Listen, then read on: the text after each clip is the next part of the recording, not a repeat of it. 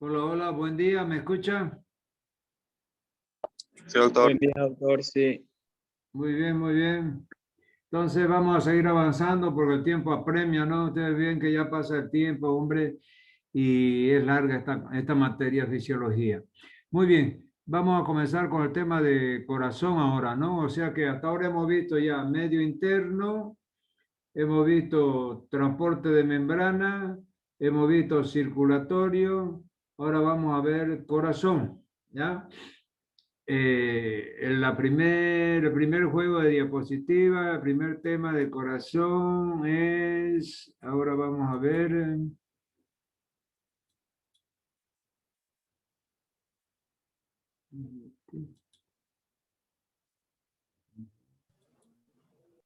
aquí está,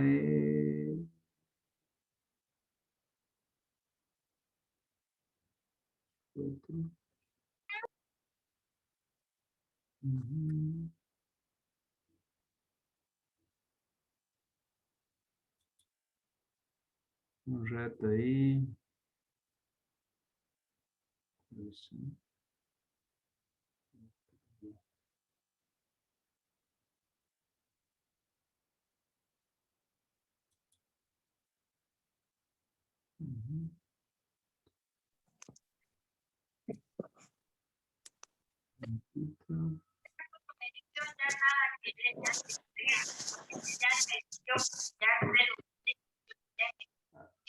Por favor, Fabiana Guzmán, ¿sí? Fabiana González, cerrar su teléfono, ¿ya? Bueno.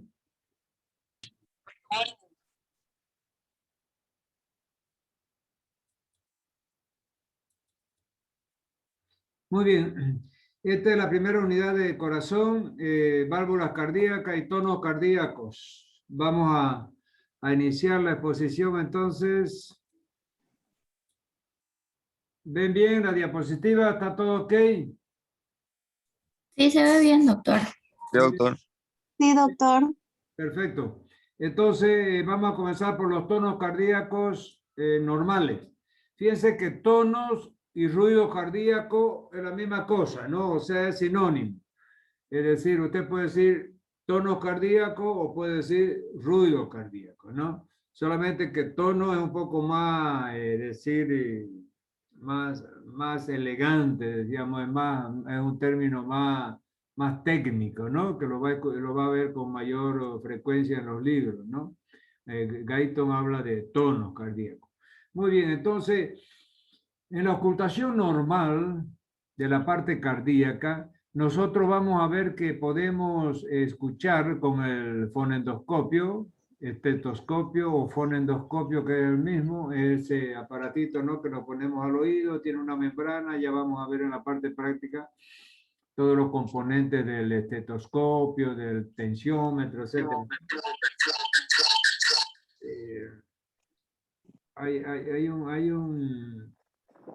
Hay un micrófono ahí.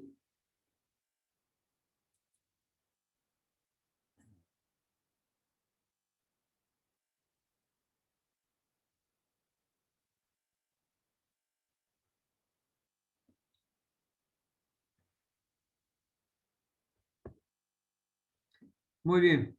Entonces decíamos de que son 4 los tonos audibles, es decir, de alguna forma. De esos 4 tonos, el primero y el segundo son audibles con el fonendoscopio, con el estetoscopio, ¿ya? Y el tercero, es decir, le estaba diciendo yo de que podemos oírlo perfectamente con el fonendoscopio normal, el primero y el segundo tono. El tercer tono es muy rara vez se puede escuchar. Y el cuarto tono solamente con un aparato especial llamado fonocardiograma. Ya eso de entrada para que ya vayan sabiendo. El primer tono, ¿a qué se debe el primer tono? Está con rojo aquí, fíjense, para que no nos perdamos. Se debe al cierre de las válvulas auriculoventriculares, mitral y tricúspide. Ese es el origen, esa es la causa del primer tono cardíaco. Al cerrarse estas válvulas, producen ese tono, esa vibración que es captada como un tono por el oído. Segundo tono. Este primer tono tiene una mnemotecnia que es el loop, L-U-B, B de burro, loop. Y el segundo tono tiene dub, D-U-B, ¿ya? Entonces, loop, dub, loop, dub. Entonces, loop vendría a ser el primer tono, que es el cierre de la válvula auriculoventriculares mitral y tricúspide, y el segundo tono es el cierre de las válvulas sigmoideas, aórtica y pulmonar. Ese es se escucha como dub. Entonces, la mnemotecnia ahí es loop, dub, loop, dub. Eso es lo que van a escuchar ustedes con su fonendoscopio. El tercer tono, fíjense, es un ruido de entrada de la sangre a las aurículas. ¿Qué quiere decir? En este momento, es decir, hay un ruido ya de entrada brusca de sangre que viene del sistema del retorno venoso por la aurícula derecha, aurícula izquierda, y entran a raudales así rápidamente para llenar los ventrículos durante la diástole. Entonces, ese ruido es el tercer tono cardíaco y es debido a la entrada de sangre a las aurículas. El tercer tono se puede registrar solamente con el fonocardiograma. Es un aparato parecido con un Doppler que amplifica las ondas sonoras. Entonces, sin ese aparato llamado fonocardiograma, que es parecido con un Doppler, es decir, que amplifica el ruido, amplifica el sonido, ahí es que podemos solamente nosotros registrar este cuarto ruido y se debe a la sístole auricular. O sea, el cuarto tono es debido a la contracción de las aurículas. Sigamos. Muy bien, áreas para ocultación cardíaca. Fíjense que las áreas de ocultación cardíaca son 4, ¿ya? Y fíjense que estas son las que a mí me gusta tomar, tanto en los exámenes como en el examen práctico, ¿no? Directamente.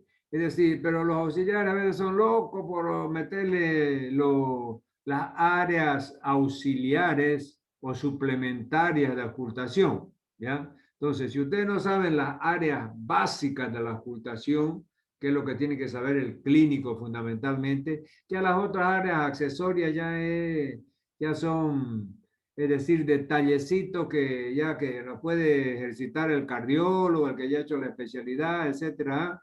Pero en el curso básico de medicina, para saber fisiología, las cosas importantes, tenemos que saber los 4 focos de ocultación cardíaca. Son 4, ¿ya?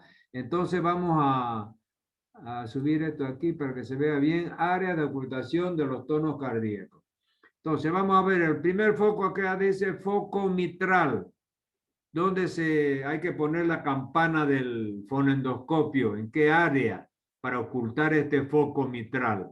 Hay que colocarlo en el cuarto o quinto espacio intercostal, línea media clavicular. Fíjense que lo tenemos aquí, ¿ya? Aquí. Entonces, fíjense de que cómo se cuentan los espacios intercostales. El primer espacio intercostal, perdón, el segundo espacio intercostal es el que está inmediatamente debajo de la clavícula. Fíjense que aquí está la clavícula. Entonces, el primer espacio intercostal que usted cuando palpa, puede palpar la clavícula y bajar el dedo, ese espacio que palpa ahí, ya es el segundo espacio intercostal. Entonces usted cuenta ahí, segundo ese, después pone el dedo ahí, pasa la costilla, ese es el tercero. Después viene el cuarto espacio intercostal, fíjense, es aquí, aquí está y línea medio clavicular, ¿ya? Línea medio clavicular, ¿ya? Entonces ahí en ese lugar es el foco mitral. Eso ahí varía, puede ser cuarto o quinto espacio intercostal. En las personas, fíjense, gorditas y pícnicas, petizas y gorditas, puede ser en el cuarto espacio intercostal, línea medio clavicular. Pero en aquellos que son longilíneos, altos y flacos, puede ser en el quinto espacio intercostal. Entonces, fíjense que el foco mitral es variable. Es decir, está en el cuarto o quinto espacio intercostal, línea axilar media. Perdón, línea clavicular media. ¿Ya? Entonces, ustedes agarran la mitad de la clavícula, bajan hasta el cuarto o quinto espacio intercostal. Ahí está el foco mitral. Segundo, foco tricuspidio. Ese es en la base del apéndice sifoide. Fíjese aquí, bien la base del apéndice sifoide. Si ustedes se recuerdan, el apéndice sifoide es donde se articula la parte anterior de los cartílagos costales. Los arcos costales anteriores van a articularse. Una parte, la parte anterior en el esternón, ¿no es verdad? Y la parte posterior va a la columna vertebral. Entonces, bien en el manguito, fíjense que si ustedes se acuerdan de anatomía, el apéndice sifoide tiene un cuerpo y después tiene un segmento inferior que es en forma de Y, o sea, la parte más larga vendría a ser el palo de la Y invertida y después el apéndice sifoide que viene una prolongación en Y que se abre con dos ramitas, ¿la verdad? Entonces, donde ese apéndice sifoide se une al resto del cuerpo del esternón, nosotros llamamos a eso en términos anatómicos la base del esternón, ahí donde está el apéndice sifoide, donde se une el apéndice sifoide al esternón, ahí es la base. Entonces, ahí hay que poner la campana del fonendoscopio para escuchar este foco tricuspidio. Tercer foco, está en verde aquí, foco aórtico. Entonces nos vamos al foco aórtico hasta el segundo espacio intercostal, ¿ya? Segundo espacio intercostal, borde izquierdo del esternón, ¿ya? Entonces, perdón, borde derecho del esternón. Entonces, fíjense, borde derecho del esternón, primero, segundo espacio intercostal, borde derecho del esternón, ahí está el foco aórtico. Y el foco pulmonar, la misma cosa, pero ya borde izquierdo del esternón y segundo espacio intercostal. Entonces, ahí está el foco pulmonar. Entonces, estos son los 4 áreas de ocultación cardíaca. Repitiendo, el foco mitral está entre el cuarto o quinto espacio intercostal, línea medio clavicular. Entonces agarran la línea media clavicular, se bajan hasta el cuarto o quinto espacio intercostal, ahí está el foco mitral. Después tenemos el foco tricuspidio, base del apéndice sifoide, aquí está.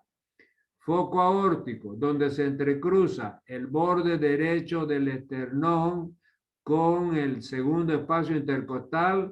Ahí está el punto, ahí está el foco aórtico.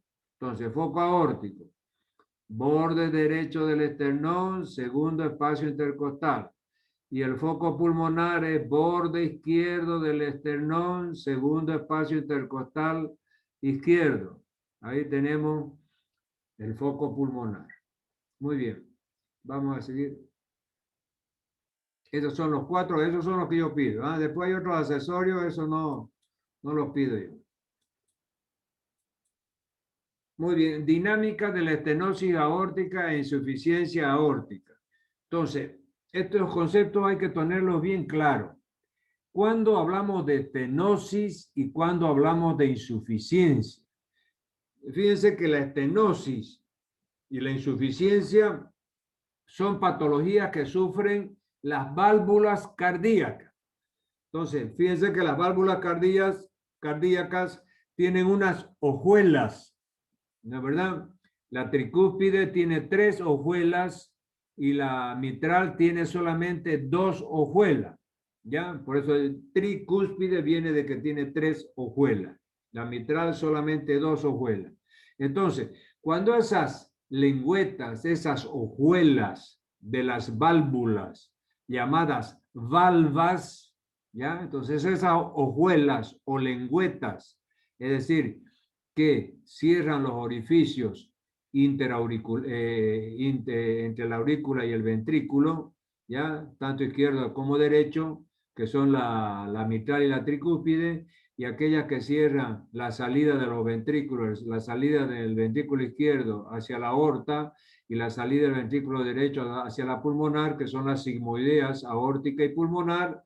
Ahí están localizadas las 4 válvulas. Esas 4 válvulas, como les digo, tienen lengüeta. Las aurículo-ventriculares, la tricúspide tiene 3 y la mitral tiene 2. Muy bien, esas lengüetas se llaman valvas. Cuando esas válvulas no cierran herméticamente el orificio que tienen que cerrar en el momento cierto del ciclo cardíaco, cuando tiene que estar cerrada, si no lo cierran herméticamente, decimos que en ese lugar, en esa válvula, hay una insuficiencia valvular. No cierra bien, no cerró herméticamente. Y decimos, hay una estenosis valvular cuando la válvula, cuando tiene que estar abierta en un determinado momento del ciclo cardíaco, que ya vamos a ver, no abre bien, las lengüetas quedan medias entreabiertas, pero no abren bien, se dice las válvulas tienen estenosis, ¿ya? Entonces, leamos aquí. En la estenosis aórtica, el ventrículo izquierdo en contracción es incapaz de vaciarse de forma adecuada, mientras que la insuficiencia aórtica, la sangre regresa al ventrículo de la aorta luego de su vaciamiento, por lo tanto, en ambos casos se reduce el volumen sistólico neto del corazón. Ya. Vamos a ver si tenemos un dibujito aquí para poder explicar ese componente de estenosis e insuficiencia. A ver, esta aquí no está muy bien. Vamos a ver el siguiente.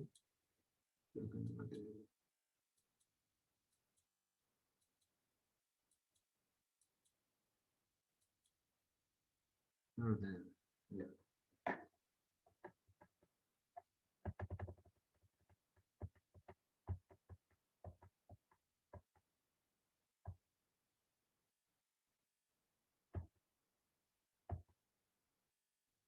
Ya. No es difícil de entender. Ustedes saben que, pero vamos a hacer una cosa. Vamos a poner aquí el dibujito ese mágico porque no me gusta mucho la cosa aquí porque para dibujar con esto es un martirio. Pero de todas maneras, vamos a poner un corazón aquí. Vamos a dibujar. Aquí tiene un corazón para todos los efectos con sus 4 cavidades. La aurícula derecha, la aurícula izquierda,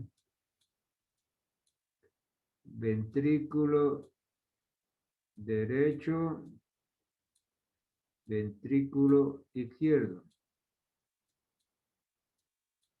Aquí están las válvulas. Aquí está la aurículo ventricular derecha y aquí está la aurículo ventricular izquierda. Aquí saliendo del ventrículo derecho está la arteria pulmonar. Arteria pulmonar. Y acá saliendo el ventrículo izquierdo tenemos la arteria aorta. Arteria aorta. Muy bien. Entonces, fíjense ustedes, cuando estas válvulas, aquí las auriculoventriculares, ¿ya? O vamos a ver el ejemplo que nos da nomás el texto que hemos visto. Vamos a ver estenosis aórtica y insuficiencia aórtica. Bueno, ¿qué es la estenosis aórtica? La estenosis aórtica hemos dicho que estenosis es cuando la válvula no se abre bien. Entonces, fíjense, esta válvula aórtica que sale del ventrículo izquierdo y va a la aorta para mandar la sangre con toda su presión para que vaya a la periferia a nutrir las células, ¿ya? Entonces, si no estuvieran bien cerradas estas lengüetas de las válvulas, ya llamadas valvas, si no se abre bien, entonces el ventrículo izquierdo va a tener dificultad de vaciar su contenido aquí en la aorta. Entonces, si tiene dificultad de vaciar su contenido, ¿ya? Entonces el volumen de eyección de este ventrículo, supóngase de 110 a 120 mililitros en cada latido. Cada latido, vamos a ver después, este ventrículo lleno tiene entre 110 a 120 mililitros. Ya de esos 110 a 120 mililitros ya vamos a ver, por lo menos 70 mililitros sale. Tiene que ser expulsado a la aorta. Pero si no está bien abierta, porque no está en estenosis, y hemos dicho que tiene estenosis cuando no se abre bien, entonces la eyección de sangre de este ventrículo es menor de lo normal. Entonces, al haber menor sangre eyectada a la aorta, es decir, la volemia que va a tener esa tubulación, o sea, ese complejo arterial, va a ser menor y por lo tanto eso va a ser inadecuado, va a generar alguna patología. Entonces, la estenosis, fíjense, si no abre bien, el ventrículo izquierdo no se vacía bien. Ahora, en la insuficiencia, ¿qué va a pasar? Esta válvula de aquí, la válvula aórtica, no se cierra bien herméticamente. Entonces, ¿qué va a pasar? Cuando este ventrículo izquierdo, durante la sístole, que esta válvula tiene que estar abierta, la válvula aórtica, para que salga la sangre del ventrículo izquierdo a la aorta, entonces durante la sístole, esta válvula está abierta. Entonces se contrae con fuerza intensa, ¿ya? Es decir, durante la sístole y expulsa la sangre, ¿ya? Y después, ¿qué va a pasar? Inmediatamente terminó la sístole, esta válvula se tiene que cerrar herméticamente, ¿ya? Pero si está en insuficiencia, está insuficiente la válvula, o sea, no se cierra bien, no se cierra herméticamente, entonces hay una onda de reflujo, ¿ya? Porque imagínense ese ventrículo con toda su potencia, con toda su musculatura, bombeó sangre, expulsó sangre durante la sístole de dentro del ventrículo hacia la aorta y después la válvula inmediatamente tiene que cerrarse, ¿ya? Para comenzar una nueva diástole. Entonces, si no se cierra bien, parte de esa sangre que la bombeó hacia la aorta va a refluir y se va a meter de nuevo al ventrículo y no va a ir a la parte periférica del cuerpo a nutrir la sangre. Entonces, fíjense que tanto en la estenosis al no abrirse bien, se vaciaba menos. Y la insuficiencia al no cerrarse bien, es decir, parte de lo que se vació puede haberse vaciado bien, pero se volvió a meter de nuevo dentro del ventrículo. Entonces, en ambos la dinámica, la hemodinámica es la misma. Porque fíjense, en la estenosis al no abrir bien, es decir, quedó un concho, quedó un residuo que no pudo expulsarse. Ese residuo se le privó a la circulación general en la estenosis. Ahora, en la insuficiencia, es decir, vació bien, pero refluyó, como no se cerró inmediatamente herméticamente la válvula, hubo un reflujo de sangre nuevamente de la aorta hacia adentro y se volvió a meter dentro del ventrículo izquierdo. Entonces también disminuyó la sangre efectiva que salió al exterior para nutrir a la célula. No sé si con eso van entendido, pero al final, si alguien tiene alguna duda, me pregunta, ¿ya? Es entonces la dinámica o hemodinámica de la insuficiencia y de la estenosis, ¿ya? Compartir ahora. Estábamos ahí. Doctor, Sí. doctor, entonces la estenosis y la insuficiencia se dan sí o sí juntas las dos. No se dan juntas. Puede haber patologías juntas, pero tienen que, es decir, comprender separadamente.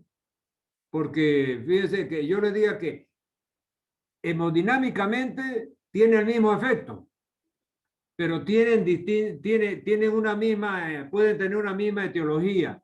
Tanto la estenosis como la insuficiencia es debido a la fiebre reumática. O sea, la enfermedad llamada fiebre reumática es la que ataca las válvulas del corazón. Por eso es que dice, la fiebre reumática dice, lame las articulaciones y muerde el corazón. Hay un dicho, hay un axioma en medicina que dice. Entonces, esa fiebre reumática al lamer las articulaciones va a producir lesiones en las articulaciones y al morder el corazón, en términos figurativos, va a producir tanto la estenosis como la insuficiencia. Pero fíjense que si nosotros lo vemos, los mecanismos son bien diferentes. Una porque no se abre bien y otra porque no cierra bien. Pero en términos hemodinámicos, el resultado hemodinámico es el mismo, porque ambos procedimientos privan de sangre, de un volumen X de sangre a la circulación general, que es la que va a nutrir la célula. No sé si me dejé entender. A ver, adelante. Perfecto, doctor. Muy bien. Sí, doctor. Perfecto. Doctor, ¿y los soplos cardíacos cuáles son? No, ya no nos adelantemos. Vamos a ver soplo otro tema, por favor. Ahora estamos viendo, es decir, estamos comenzando a ver el corazón, estamos viendo los ruidos, tonos cardíacos, estamos viendo la dinámica de la estenosis, de la insuficiencia. Ya vamos a llegar a soplo.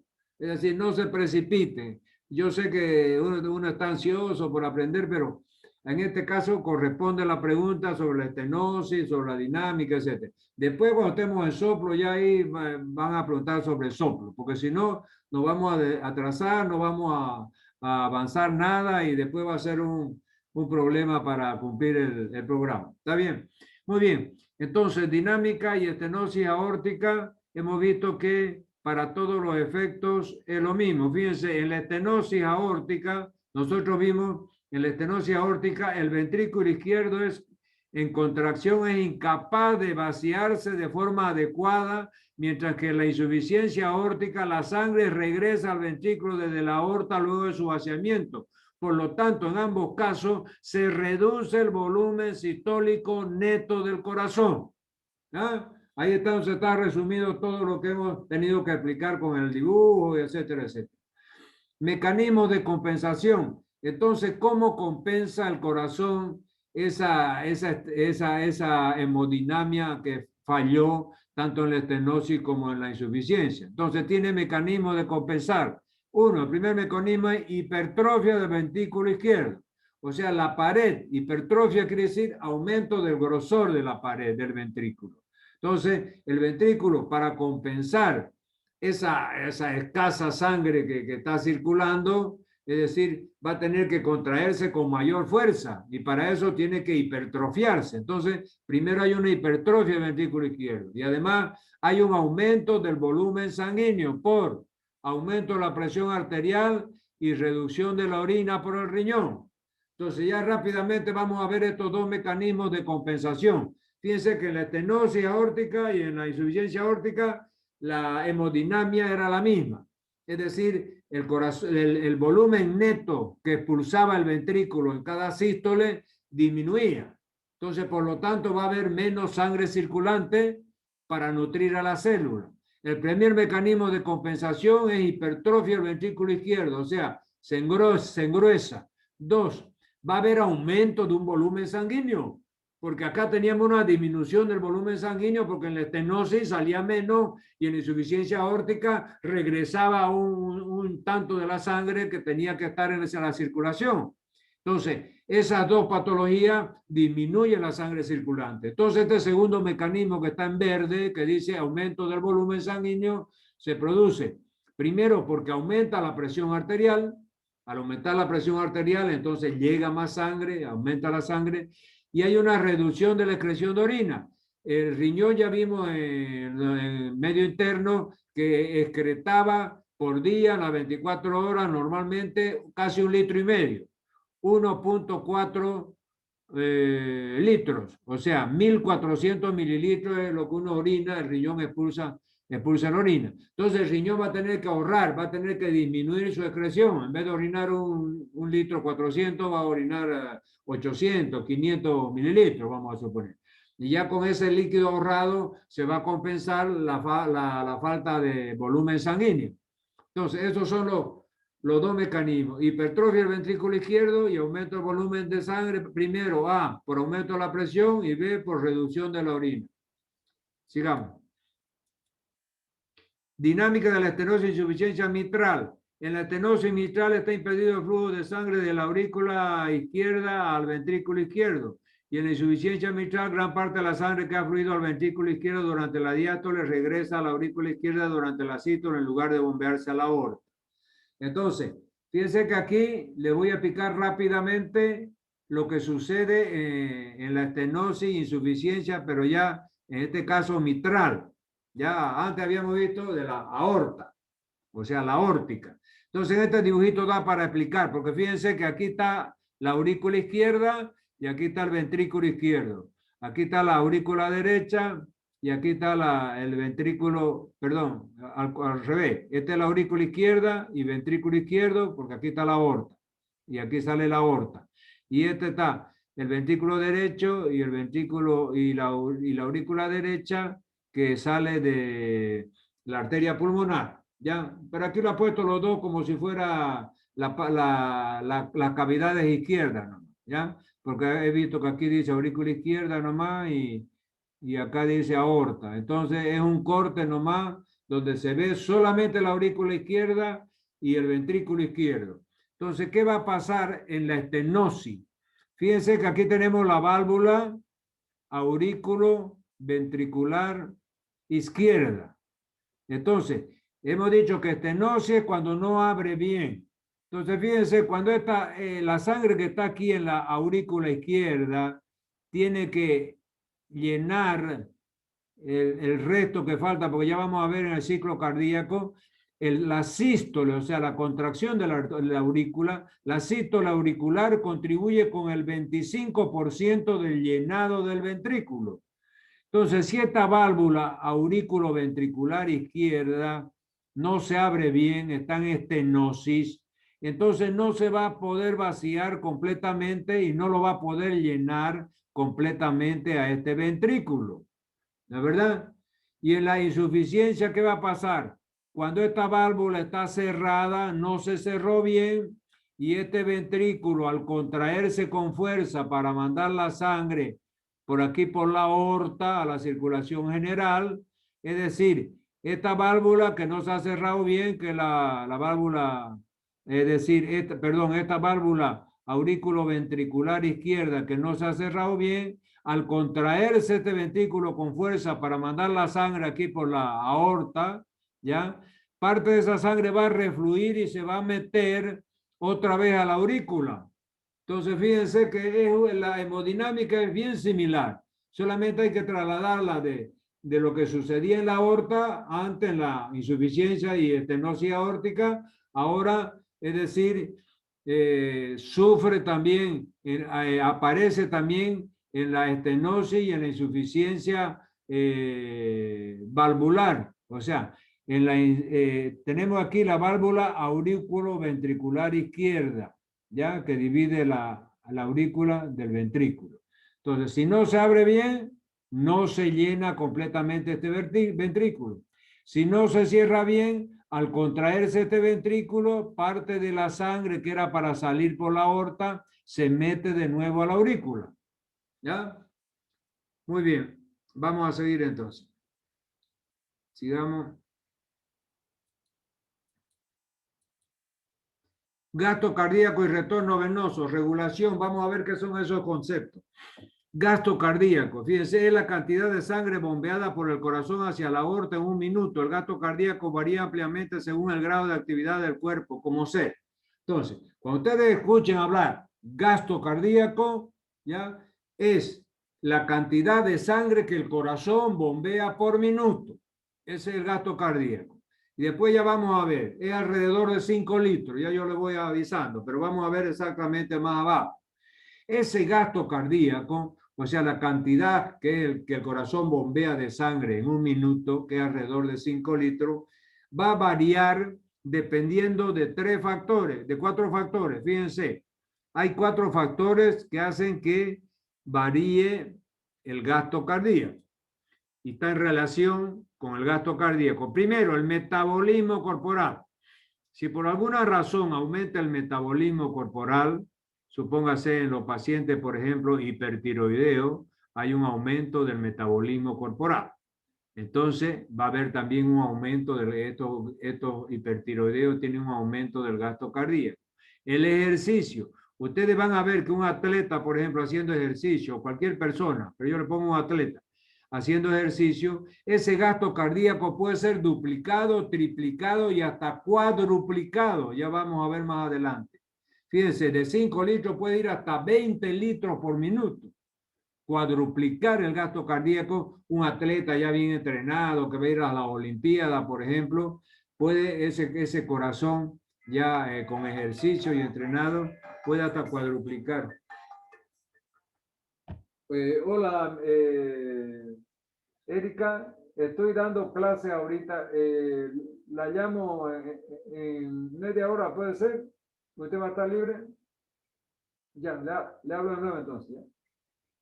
Ya, chao.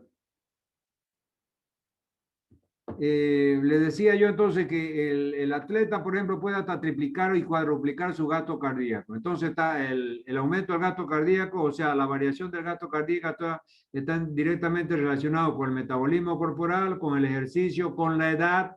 Fíjense que la edad también no es lo mismo el gasto cardíaco de un paciente de la tercera edad de un adulto joven.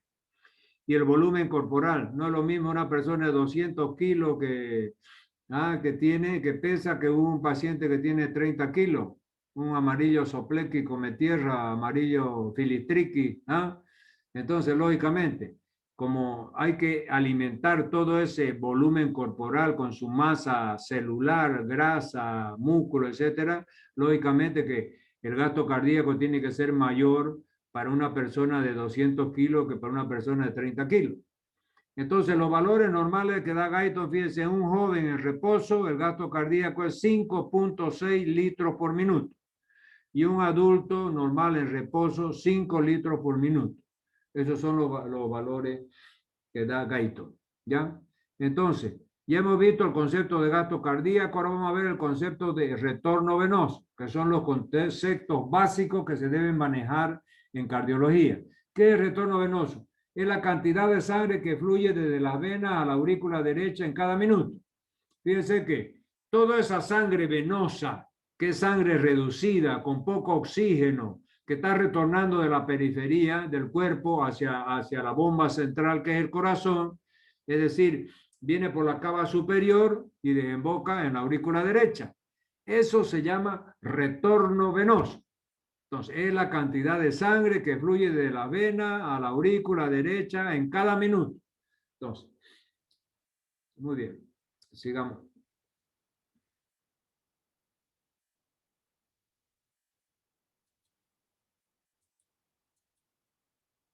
Entonces, tenemos ahora control del gasto cardíaco por retorno venoso. Eso se llama, es decir, ¿cuáles son los factores que controlan el gasto cardíaco? ¿Ya? Control de gasto cardíaco por retorno venoso. O sea, la parte del retorno venoso es sumamente importante, ustedes van a ver, para controlar el gasto cardíaco. ¿Y cómo lo vemos eso? Lo vamos a ver a través de estos tres elementos. Primero, la ley de Frank-Starling. Fíjense que nosotros ya habíamos visto, cuando vimos circulatorio, vimos las fuerzas de Starling, que eran 4 fuerzas, si ustedes se recuerdan.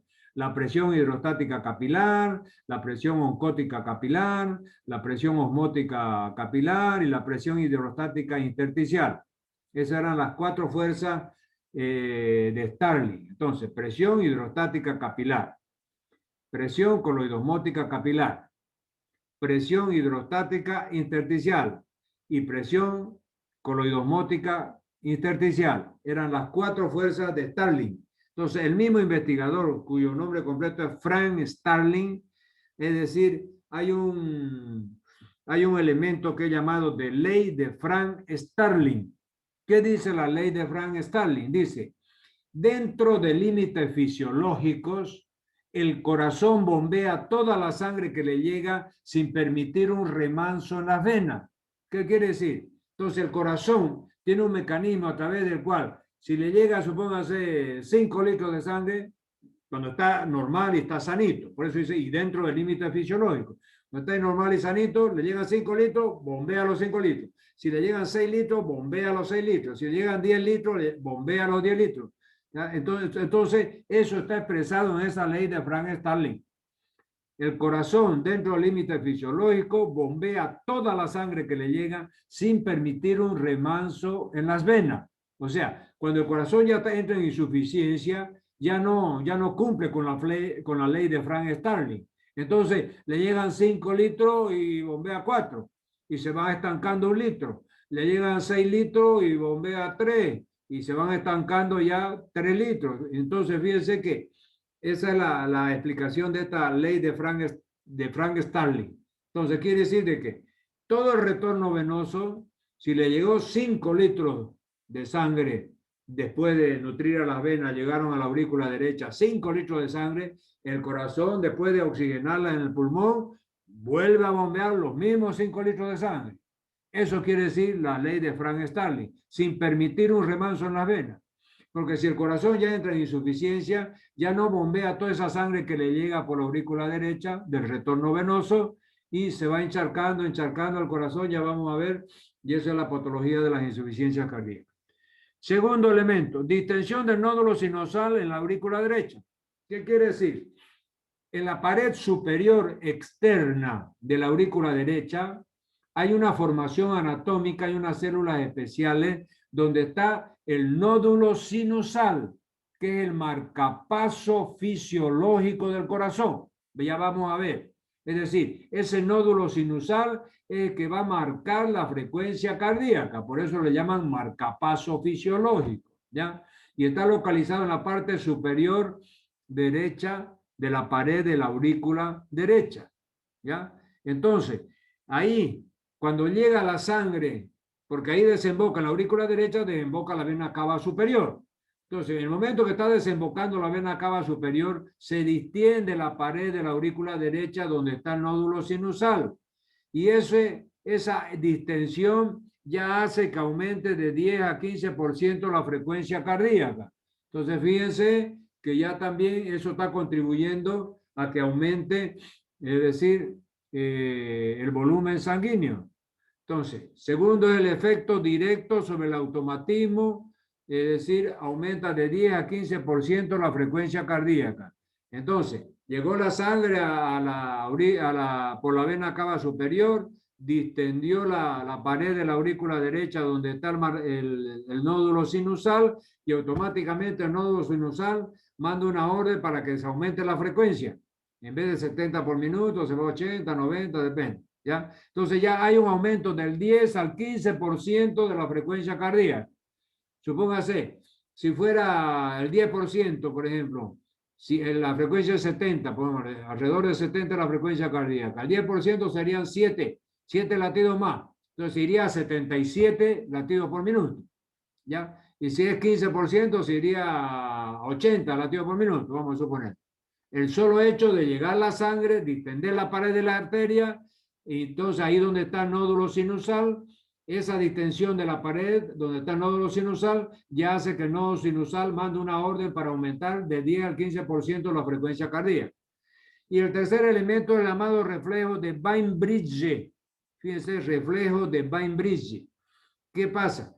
También la distensión de la aurícula derecha manda un mensaje al centro circulatorio, centro vasomotor que está en el bulbo, ¿ya? Puede ir por vía del nervio simpático o por vía de los nervios vagos. Va también y aumenta la frecuencia cardíaca. Entonces, fíjense, el reflejo de Bainbridge es el reflejo que se produce por la distensión de la pared de la aurícula derecha. ¿Ya? Esa distensión de la pared de la aurícula derecha por el retorno venoso, ¿ya? Produce a través de 2 caminos aumento del gasto cardíaco. ¿Por qué? Porque habíamos visto que en el primer elemento, esa distensión de la pared de la aurícula derecha, donde estaba el nódulo sinusal, aumentaba el automatismo, o sea, la frecuencia cardíaca en 10 a 15%. Y además, por otra vía, ese mismo reflejo, que ya se llama ahora reflejo de Bainbridge, es decir, hay un reflejo de Bainbridge que es desencadenado por la distensión de la pared de la aurícula derecha. directamente manda un mensaje al centro vasomotor que está en el bulbo, y ese centro vasomotor del bulbo, vía vago o vía nervio simpático, es decir, también ya acelera la frecuencia cardíaca. Entonces, si yo les digo, ¿cuáles son los elementos que a través del retorno venoso tienen influencia en el gasto cardíaco? Entonces me tienen que decir, son tres. Primero, la ley de Frank Starling. ¿Cuál era? Dentro del límite fisiológico, el corazón bombea toda la sangre que le llega sin permitir un remanso en las venas. Eso tienen que saberlo como el Padre Nuestro. Segundo, distensión del nódulo sinusal que se encuentra en la pared superior externa de la aurícula derecha y aumenta el automatismo de 10 a 15% la frecuencia cardíaca. Y el reflejo de Bainbridge que se desencadena también por la distensión de esa misma pared de aurícula derecha, pero va por la vía del, va hasta el bulbo por la vía de los nervios vagos, de los nervios simpáticos, ¿ya? Y aumenta también la frecuencia cardíaca. ¿Está bien? Entonces vamos a ver aquí a la derecha está la fórmula del gasto cardíaco. ¿Cuál es la fórmula del gasto cardíaco? Fíjense, es presión arterial sobre resistencia periférica total. Aquí está. Presión arterial sobre resistencia periférica total. Si yo les pregunto, ¿cuál es la fórmula del gasto cardíaco? Me tienen que decir, es un cociente donde tenemos como numerador la presión arterial y como denominador la resistencia periférica total. Sigamos. Entonces, gasto cardíaco patológicamente alto. Entonces, aquí vamos a enumerar una serie de patologías que cursan con un gasto cardíaco patológicamente alto. ¿Qué quiere decir? Todas estas enfermedades, fíjense, estas cuatro enfermedades van a evolucionar, van a cursar con un gasto cardíaco patológicamente alto. Vamos a ver cuáles son esas cuatro enfermedades. Uno, el beriberi. ¿Qué es el beriberi? Es una enfermedad que se produce debido a la deficiencia de vitaminas del complejo B. Todas las vitaminas del complejo B, que la B1, ¿no verdad? La tiamina, la B2, la riboflavina, la BD6, la piridoxina, la B12, la cianocobalamina. Ya, entonces esas cuatro vitaminas que pertenecen al complejo B, cuando hay una deficiencia, produce esta enfermedad llamada beriberi. ¿Y qué pasa con los vasos sanguíneos ahí? Hay una vasodilatación periférica, se dilatan los vasos sanguíneos en el organismo, las arterias y venas. Al dilatarse, la arteria disminuye la resistencia a la circulación y esa disminución de la resistencia a la circulación produce que aumente el gasto cardíaco. Por eso es que es la primera enfermedad que cursa con un gasto cardíaco patológicamente alto. Segunda enfermedad, la fístula arteriovenosa. ¿Qué es fístula arteriovenosa? Es una comunicación entre una arteria y una vena. Entonces, esa comunicación patológica, que es la fístula arteriovenosa, disminuye también la resistencia periférica y porque va a haber es decir, como hay una conexión entre lo arterial y lo venoso, va a hacer que el corazón bombee con mayor facilidad eso y va a llegar a un gasto cardíaco más alto, mayor. Pero también por disminución de la resistencia periférica, ese es el mecanismo, o sea, por dilatación. Es decir, ahí donde está la fístula arteriovenosa es como si hubiera un ensanchamiento de los vasos, una dilatación. Por ese mecanismo se produce aumento patológico del gasto cardíaco.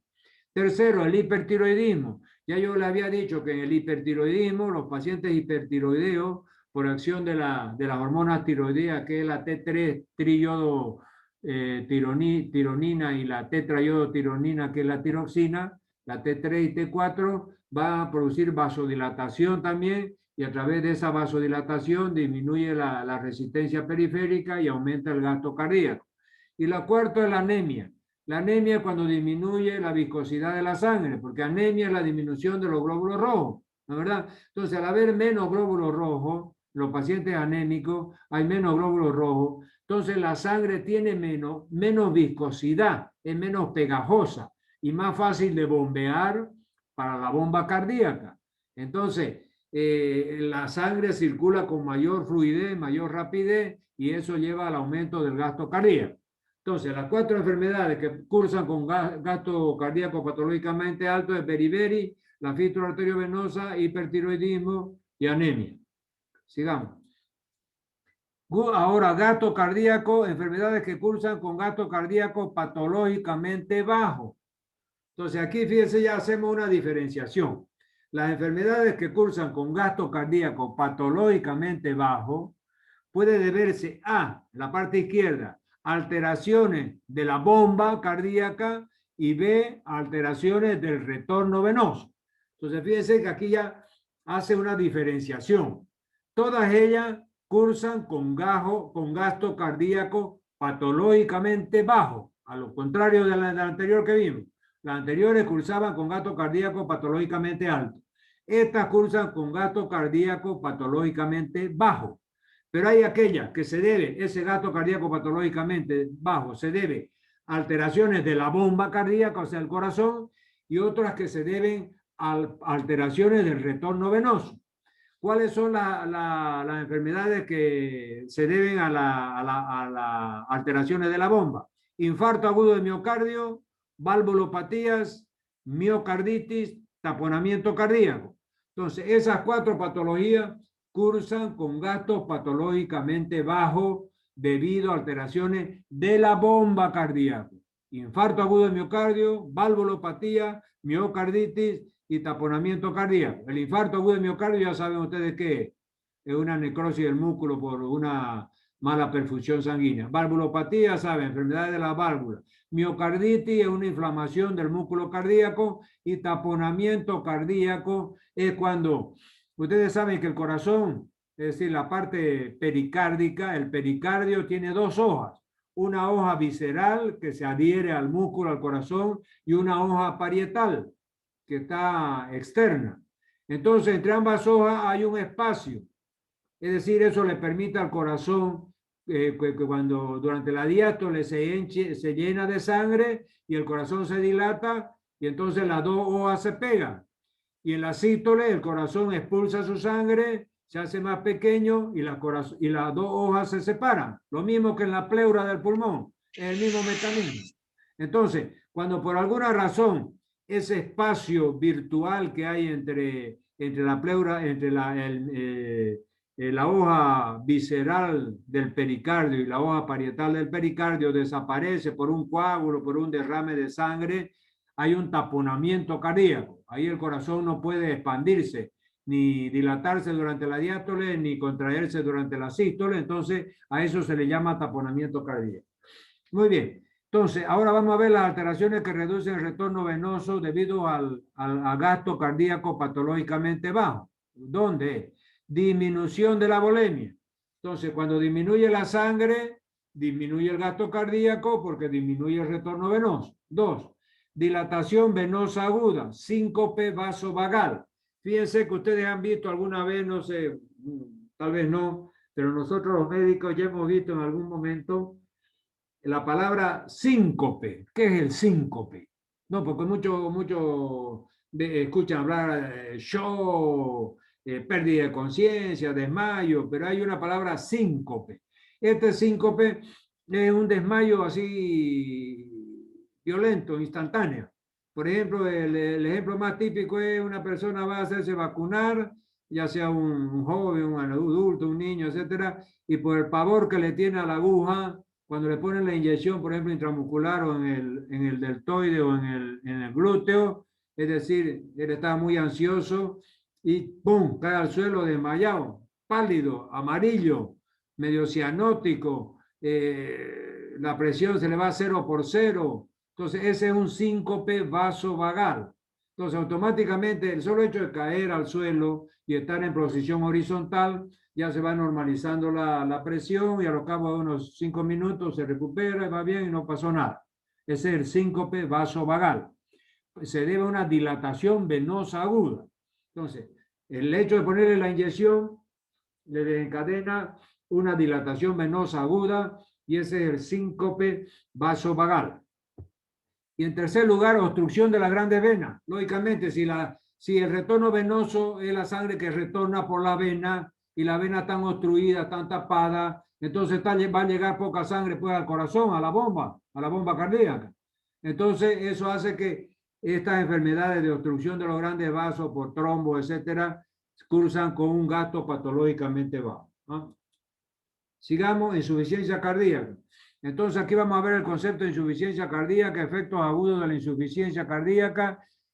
¿Cuáles son? Disminución del gasto cardíaco. Es el primer efecto de la insuficiencia cardíaca. Disminuye, cae el gasto cardíaco. Y segundo, estancamiento de la sangre en la vena. Fíjense, todo lo que decía la ley de Frank Starling. ¿Qué decía la ley de Frank Starling? Dentro del límite fisiológico, el corazón bombea toda la sangre que le llega sin permitir un remanso en las venas. ¿Y aquí qué está pasando cuando el corazón está insuficiente? Hay disminución del gasto cardíaco, o sea, bombea menos de lo que le llega y se estanca la sangre en las venas. Entonces, esos son los dos elementos básicos en la insuficiencia cardíaca, la disminución del gasto cardíaco y el estancamiento de la sangre en las venas. ¿Ya? ¿Y cómo el corazón compensa eso? Entonces, compensa estimulando el simpático. ¿Qué hace el simpático? Aumenta la frecuencia cardíaca del corazón. Y sobre los vasos periféricos, disminuye, produce una vasoconstricción. Y la vasoconstricción hace también que aumente la presión arterial. Entonces, aumenta el retorno venoso. ¿Ya? Entonces, fíjense, los primeros efectos de la insuficiencia cardíaca, cuando hay una disminución del gasto cardíaco y estancamiento de la sangre en la vena, lo primero que hace el corazón es aumentar la frecuencia cardíaca y aumentar la fuerza de contracción. ¿Ya? Aumentar la fuerza cardíaca, la frecuencia cardíaca se llama cronotropismo. Hay cronotropismo positivo cuando aumenta la frecuencia y cronotropismo negativo cuando disminuye la frecuencia. Ahora, cuando aumenta la fuerza de contracción, se llama inotropismo. El inotropismo también es positivo cuando aumenta la fuerza y hay inotropismo negativo cuando disminuye la fuerza de contracción. ¿Ya? Entonces, con esos elementos, el corazón, es decir, aumentando la frecuencia cardíaca y aumentando la fuerza de contracción, el corazón se va, la presión y la insuficiencia cardíaca se va recuperando. Y en los vasos sanguíneos, ¿qué va a haber? Va a haber aumento del retorno venoso. ¿Por qué? Porque el retorno venoso, es decir, se van a dilatar las venas, van a ser más dilatadas y va a llegar más sangre al corazón. Entonces, a través de ese mecanismo se compensa la insuficiencia cardíaca. Entonces, fíjense que aquí la insuficiencia cardíaca tiene este esquema. Hay un daño inicial, voy a poner mi apuntador aquí. Hay un daño inicial del corazón, daño inicial. ¿Qué quiere decir? Hay alguna miocarditis, una alteración en el mecanismo de contracción del corazón por una miocarditis, por una obstrucción parcial de las venas coronarias, de las arterias coronarias, etcétera. Entonces ahí baja el gasto cardíaco. Al haber un gasto cardíaco bajo, entran en juego los mecanismos de compensación que ya vimos, aumento de la frecuencia, aumento de la fuerza de contracción, aumento del retorno venoso, y ahí se compensa y hay un mantenimiento, o sea, se vuelve a lo normal. Y después otra vez el daño aparece, baja nuevamente el gasto cardíaco, hay mecanismos de compensación, si se llega a compensar, bueno, se mantiene otra vez normal el gasto cardíaco. Pero si no se compensa o el daño inicial sigue funcionando, sigue bajando el gasto cardíaco, entonces ese es el mecanismo de la insuficiencia cardíaca. Sigamos. Fase crónica de la insuficiencia cardíaca. Entonces, hay una compensación en agudo de la insuficiencia cardíaca, que ya habíamos visto que era aumentando la presión, aumentando el gasto cardíaco, y hay una fase crónica de la insuficiencia, de la compensación de la insuficiencia cardíaca. Fíjense que aquí ya es el riñón que comienza a colaborar y comienza a funcionar para compensar esa insuficiencia cardíaca. ¿Y cómo compensa el riñón? retención de líquido por los riñones. Fíjense, cuando hay un gasto cardíaco bajo, como la insuficiencia, el efecto intenso sobre la presión, sobre la función renal.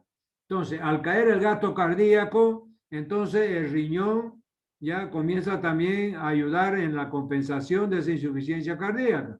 ¿Y cuáles son los primeros elementos que el riñón pone en juego para compensar el gasto cardíaco bajo que hay en la insuficiencia cardíaca? Entonces, fíjense, hay retención de líquido con el riñón, con aumento del volumen sanguíneo, aumento del retorno venoso y aumenta el gasto cardíaco. Entonces, cuando el riñón también, en la fase crónica, la fase aguda, hemos visto que la fase aguda, es decir, se compensa, hemos visto que a través de aumentando la frecuencia cardíaca, aumentando la fuerza de contracción por estimulación simpática, etcétera. Ese es en agudo. Pero ya en la fase crónica, después de 2 a 3 semanas, ya entra a compensar, a ayudar a compensar esa insuficiencia cardíaca el riñón. ¿Y cómo hace el riñón? Haciendo retención de líquido. ¿Y cómo? Aumentando el volumen sanguíneo. O sea, esa retención de líquido va a aumentar el volumen sanguíneo, va a aumentar el retorno venoso y de esa forma va a aumentar el gasto cardíaco y de esa forma se compensa la insuficiencia, ¿no? Y ahora, ¿qué otra forma? Recuperación progresiva del corazón. El corazón también progresivamente se va recuperando. Supóngase si hay un infarto debido a una obstrucción de la arteria coronaria, de una rama de la arteria coronaria, es decir, el propio músculo cardíaco va a producir nuevos vasos, va a haber una neoformación de vasos sanguíneos para, es decir, sobrepasar ese porque el coágulo, en una ramita de la coronaria hay un coágulo.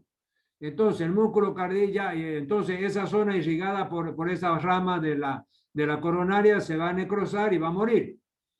Pero a las 2 o 3 semanas, cuando viene la fase crónica de compensación de la bomba cardíaca, supóngase por ese pequeño infarto antiguo, es decir, comienza a producir vasos de neoformación, o sea, vasos sanguíneos colaterales que van a irrigar alrededor de esa zona muerta, necrosada del infarto antiguo. Entonces lo llama irrigación sanguínea colateral. O sea, van a ser vasos de neoformación, vasos colaterales que se van a formar y van a ayudar a perfundir esa parte del músculo cardíaco cuyo un pedazo murió por el infarto, pero el pedazo que está al lado, vecino, se va a nutrir con estas colaterales de neoformación sanguínea y va a comenzar a funcionar mejor esa bomba cardíaca. Y otro elemento es la hipertrofia de la musculatura indemne.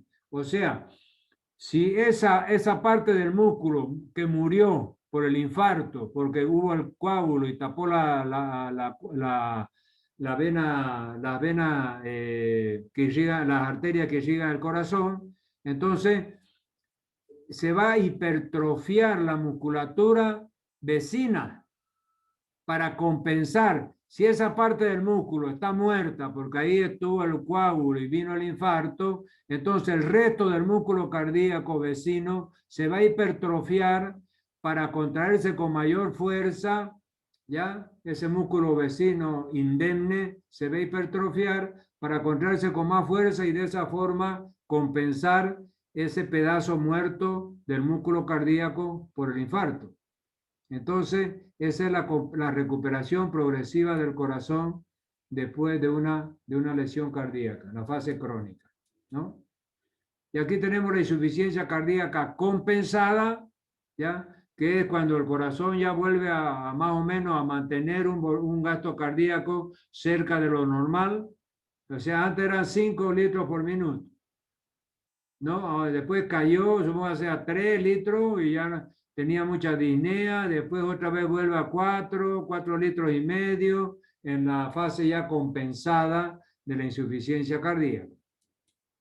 Luego tenemos la insuficiencia descompensada, que cuando otra vez el corazón se vuelve a descompensar, vuelve a retener líquido, es decir, a haber un remanso de líquido en las venas, la persona pues tiene una disnea, una falta de aire, y entonces ahí, ¿cuáles son los signos de una insuficiencia cardíaca descompensada? Son estos que están en rojo, en amarillo y en azul. Entonces, fíjense ¿qué es la insuficiencia cardíaca descompensada? Es la incapacidad del corazón de bombear la cantidad suficiente de sangre para que los riñones excreten diariamente el volumen necesario de líquido y por lo tanto el resultado es el siguiente. Entonces, cuando ese corazón está insuficiente y está descompensado, entonces no puede perfundir al riñón normalmente. Entonces ese riñón comienza también a deteriorarse y fíjese, comienza a retener progresivamente más y más líquido. Después aumenta progresivamente la presión de llenado distólico circulatorio y hay una elevación progresiva de la presión en la aurícula derecha. Todo eso ya es el principio del fin.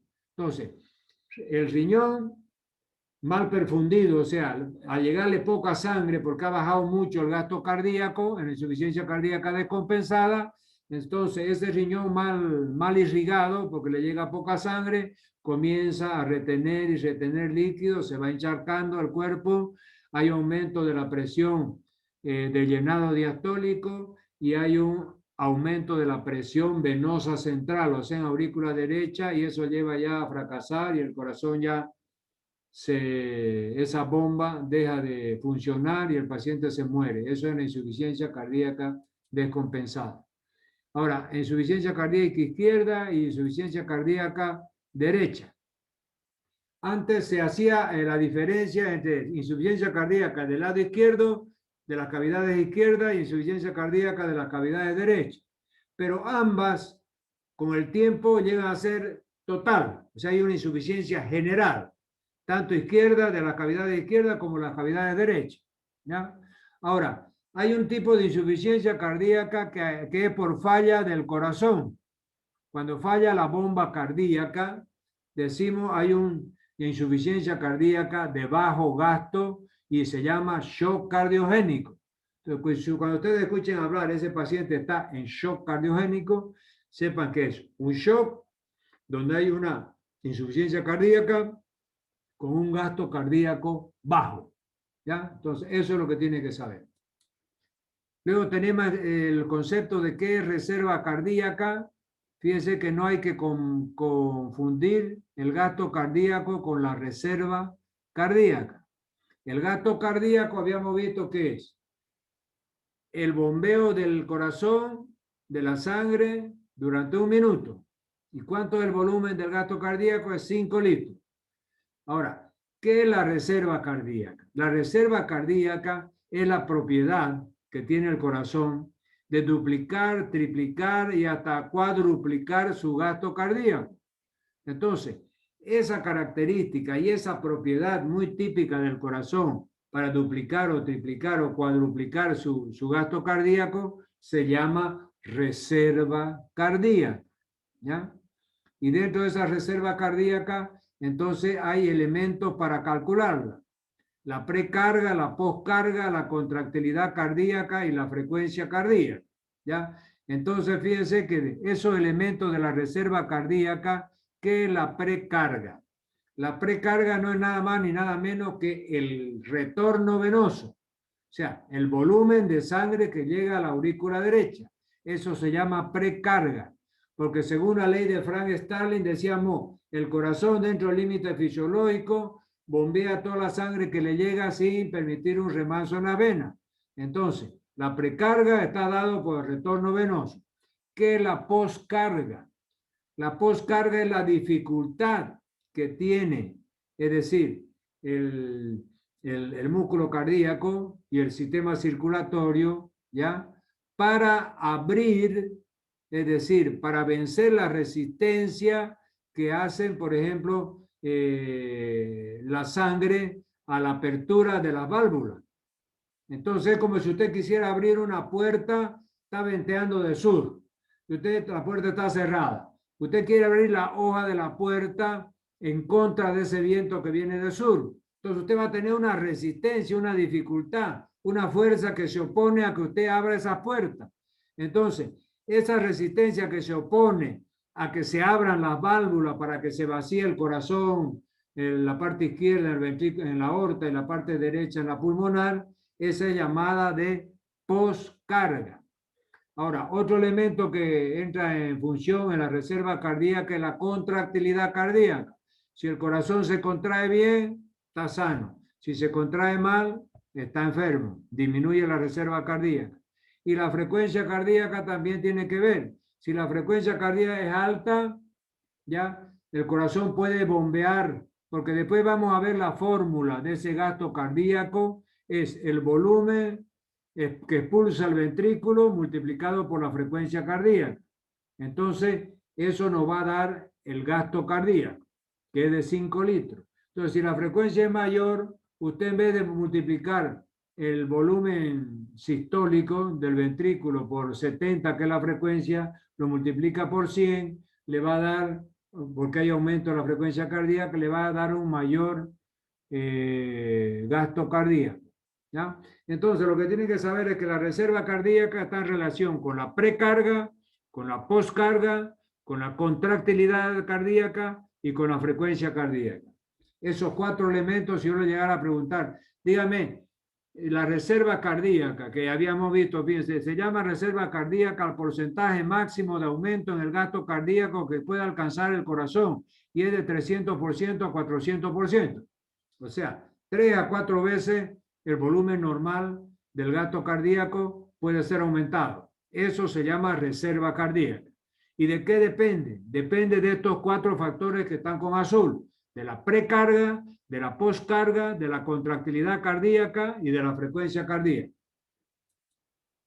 Muy bien, precarga, entonces aquí tenemos fuerza que distiende o estira las fibras musculares durante la diástole. Poscarga, aquí presión que los ventrículos deben vencer para abrir las válvulas. ¿Ah? Y contractilidad, la fuerza de contracción del ventrículo. Entonces, en vez de yo leerle todo este parágrafo largo, ya les expliqué. Precarga, sinónimo de precarga es retorno venoso. Sinónimo de contractilidad es el aumento de la fuerza para contraerse el ventrículo.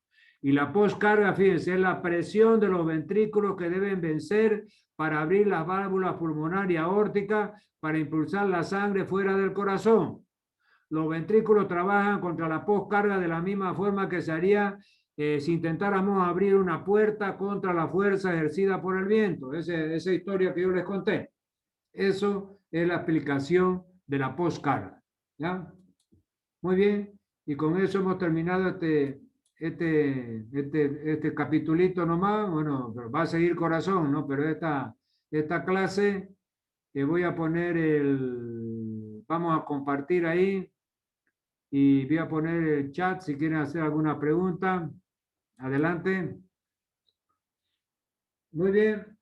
Ya estoy medio ronco, pero esa es mi pega, ¿no? ¿Verdad? Adelante. Hola, hola. ¿No hay duda? ¿O hay un mar de dudas? De a poquito vamos a ir desenredando todas esas dudas. ¿Eh? También no pueden aprender todo. Hola. ¿Será que puede explicar sobre la estenosis aórtica? Estenosis aórtica. ¿La parte de insuficiencia entendió bien o tampoco? Sí, sí. Ya, la estenosis. La estenosis aórtica. Vamos a ir a mi dibujito para que ahí veamos a ver si está aquí todavía. No lo he borrado. Aquí está. Ahí está. Entonces, habíamos dicho que el corazón se dibuja, ¿no? De la forma nomás que se está en todos los símbolos, ¿no? Del corazón, y dividido en 4 cavidades. Las 2 cavidades superiores, aquí tenemos son las aurículas, aquí está aurícula derecha, aquí está aurícula izquierda, aquí está ventrículo derecho, ventrículo izquierdo. Del ventrículo izquierdo sale la aorta, del ventrículo derecho sale la pulmonar. Entonces, usted me quiere decir que estenosis aórtica, ya habíamos dicho que estenosis es la imposibilidad o dificultad que tienen las válvulas para abrirse bien. Insuficiencia era para cerrarse bien. Entonces, cuando hay estenosis de la aorta, ¿qué va a pasar? Quiere decir que no se abre bien. ¿Y cuándo se tiene que abrir esta válvula aórtica que está aquí, mire, que sale del ventrículo izquierdo a la aorta? ¿Cuándo tiene que abrir?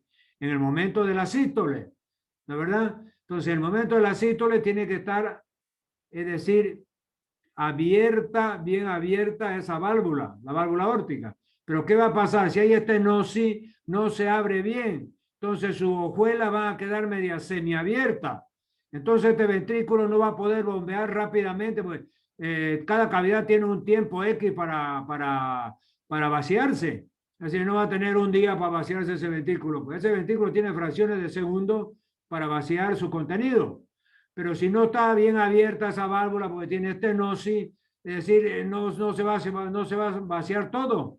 Va a quedar un saldo, un concho, que decimos los Canvas, un concho ahí en el ventrículo, que es un residuo. Entonces, ese concho, ese residuo, ese saldo que queda ahí en el ventrículo, que no pudo vaciarse porque la válvula no pudo abrirse bien durante la sístole, entonces va a hacer falta al organismo que va a disminuir el volumen que expulsa ese ventrículo por minuto. ¿Está bien? Sí, doctor, ya quedó claro. Gracias. Ok. Disculpe, doctor, ¿y eso también se puede afiliar a la disminución del gasto cardíaco? ¿Si eso influye? Sí. Claro, claro, que va, exactamente. A la larga, lo deleterio, o sea, lo maligno de eso, o sea, lo negativo de eso, es que si quedó mucho residuo dentro del ventrículo y no se bombeó afuera para que vaya a la circulación general, eso con el tiempo se va a traducir también en disminución del gasto cardíaco, ¿no? Exactamente. Ok, gracias. Muy bien. ¿Otra pregunta? Disculpe, consultita, doctor, doctor. ¿puede...? Katia, Mamani, Nina, adelante. Sí. Quería saber si me puede explicar de nuevo lo del shock cardiogénico. El shock cardiogénico es llamado el shock cuando falla la bomba cardíaca. Porque usted ha visto que, es decir, se recuerda cuando vimos patologías que cursan con gasto cardíaco bajo. Se puede verse a la bomba, a falla de la bomba o a falla del retorno venoso. Entonces, cuando ese paciente tiene un shock por falla de la bomba cardíaca, va a tener un gasto cardíaco bajo. Por ejemplo, un infarto. ¿Ya? El infarto, por ejemplo, lleva un gasto cardíaco bajo y por falla de la bomba cardíaca. Entonces, en esos casos, si usted está conversando en la jerga médica, hablamos, ese paciente está con un shock cardiogénico. ¿Ya? Entonces ya usted va a saber que el shock cardiogénico se debe a que por alguna patología, por alguna razón, puede ser un infarto, por ejemplo, pero puede ser varias cosas, puede ser un infarto, una miocarditis, una valvulopatía, todo eso ya lo habíamos visto, ¿ya? Cualquiera de esas causas que dañen la bomba cardíaca, que dañen el corazón, dan una insuficiencia cardíaca grave que lleva a un shock, ¿ya? A un shock que puede ser, que generalmente es hipovolémico, ¿ya? Pero se lo llama cardiogénico, ¿por qué? Por falla cardíaca, ¿ya? ¿Está bien? Sí, doctor, gracias. Muy bien. Adelante, señor, otra preguntita.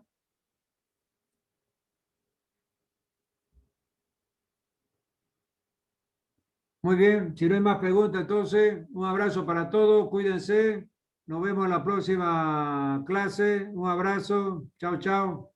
Doctor, Está bien, doctor. Sí, escúcheme, perdón, perdón, antes que me olvide, Espera.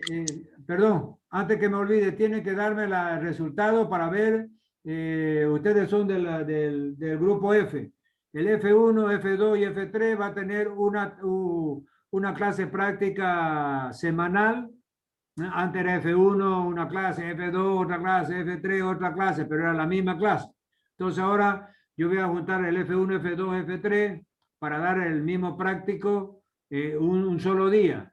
Entonces quedé que decirle, yo estaba proponiendo que a las 13 y 15, creo, ¿cómo era? A las 15 y 15 habían todos los grupos, o sea, todas las prácticas en la tarde están programadas de 15 y 15 a 16 y 45.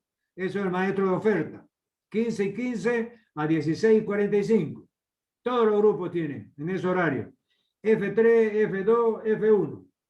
Solamente que el F3 lo tiene el martes, el F2 lo tiene el miércoles y el uno lo tiene el jueves. ¿Ya? Ahora, cuestión ponernos de acuerdo en cuál de esos días, si es que lo vamos a poner en el mismo horario, en cuál de esos días lo ponemos, o si hay que ponerlo en otro horario, bueno, poner que más o menos todos queden conformes, si hay que hacerlo, no sé, en un horario diferente, lo hacemos también. Entonces, para eso quedaron de darme resultados esta semana, para que ya yo la otra semana pueda, es decir, programar ya clases prácticas del F1, F2 y F3 en el horario de la tarde. ¿Han hecho alguna consulta ustedes, entre ustedes, o se han rascado la boliviana nomás? ¿Ah?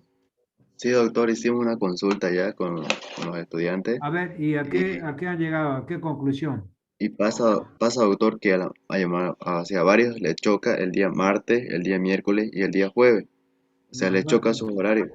Pero como usted dice que O se sea, puede modificar la hora, al único no le choca el F3, ¿no? Porque él tiene ese horario.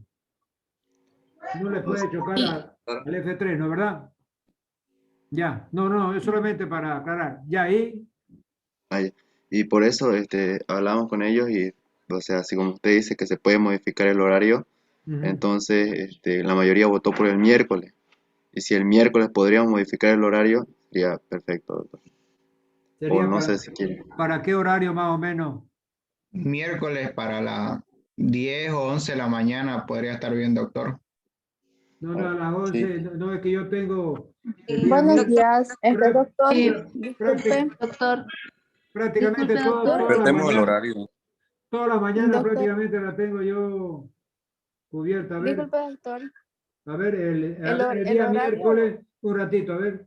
El día miércoles podía ser a las 10, sí. El único día que tengo libre ahí. De 10 a 11. Disculpe. Sí. Yo estaba viendo que muchos no pueden en realidad. El día lunes nos toca oficio de 8:30 a 10. Ese no podría ser el horario ya que todos tenemos ese apartado No, que pues, serían las clases teóricas. pero todo, porque ese horario era del grupo D. Yo estoy hablando del grupo F, ¿no? No, del Sí, grupo el F, F. doctor. Buenas tardes, buenos días, doctor. Según el sistema No, de perdón, inscripción, tiene razón. los días, Sí, tiene razón. El grupo Ese día. F, 8:30 a 10. Lunes. ¿Quiere ese Sí. horario entonces? Sí, Ese doctor, sería es más viable viable para todos. Estaría padre. ¿Todo el mundo puede? Sí, el apartado de la boleta. No hay ningún problema. Mierda. A ver.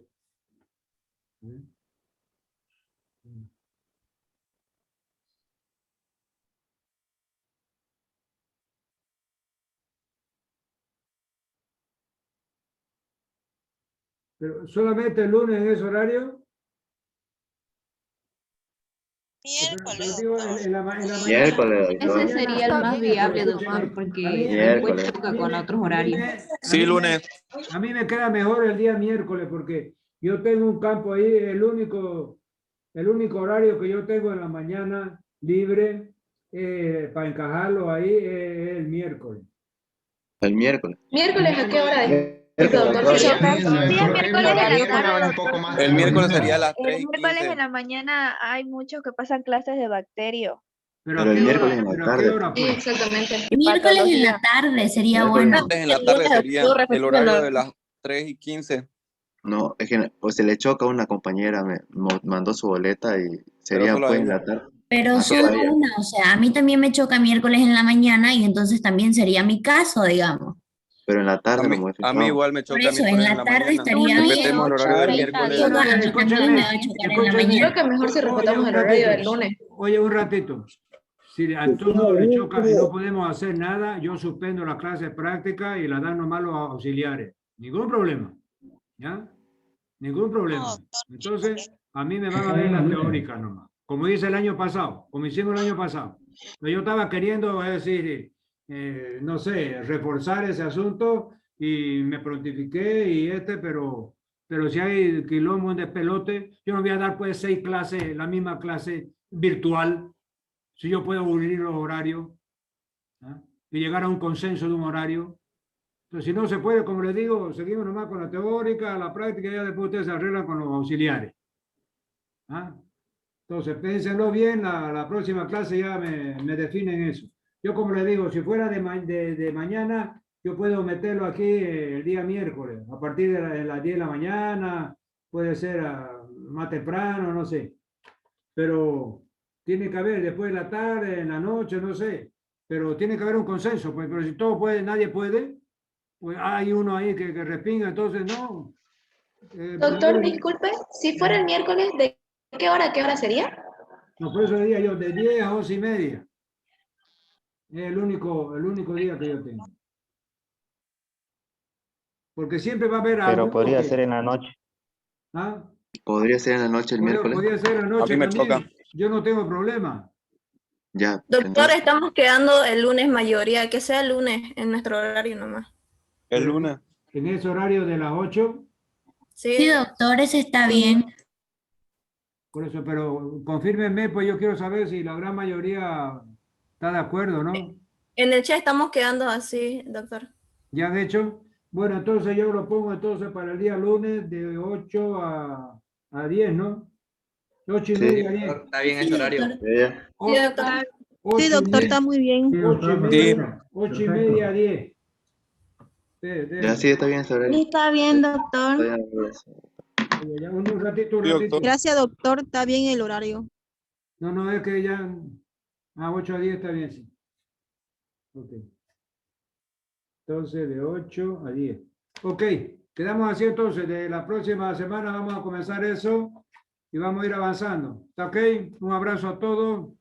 Que les vaya bonito. Muchas gracias, doctor. Muchas gracias. Gracias, doctor. Gracias, doctor. Gracias.